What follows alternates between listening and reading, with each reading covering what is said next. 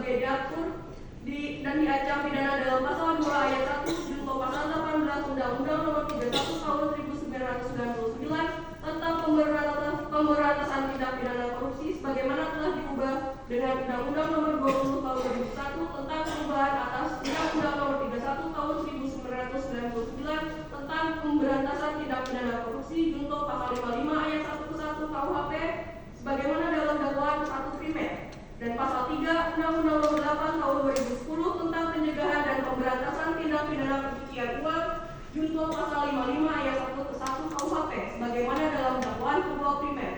2. Menjatuhkan pidana penjara kepada terdakwa Suparta dengan pidana penjara selama 14 tahun dikurangkan sepenuhnya dengan lamanya terdakwa ditahan dengan perintah agar terdakwa tetap dilakukan penahanan di rutan. 3. Menjatuhkan terdakwa membayar denda sebesar 1 miliar rupiah dengan ketentuan apabila tidak dibayar diganti dengan pidana kurungan selama 1 tahun.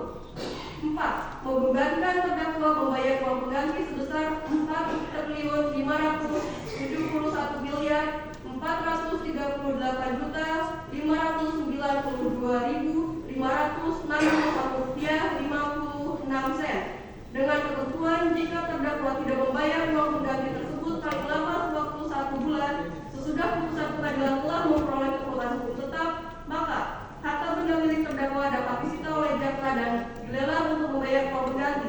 Dalam hal terdakwa tidak mempunyai harta benda lagi yang mencukupi untuk membayar uang pengganti, maka terdakwa dijatuhi hukuman penjara selama 8 tahun atau apabila terpidana membayar uang pengganti yang jumlahnya kurang dari seluruh kewajiban membayar uang pengganti, maka jumlah uang pengganti yang dibayarkan tersebut akan diperhitungkan dengan lamanya pidana tambahan berupa pidana penjara sebagai pengganti dari kewajiban membayar uang pengganti.